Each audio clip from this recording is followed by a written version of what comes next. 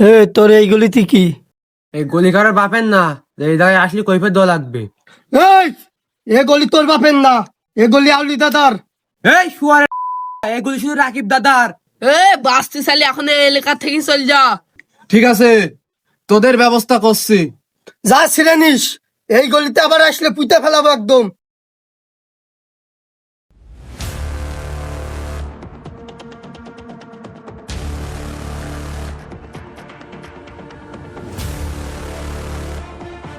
দাদা, রাকিবের লোকজন আসছিল।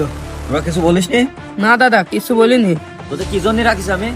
আর জান তো ফিরে গেলে কিভাবে? তোরা কি করছিলি? দাদা ওরা আবার আসতে পারে। আসবে আর চলে গেছে। দাদা আর ভুল হবে না।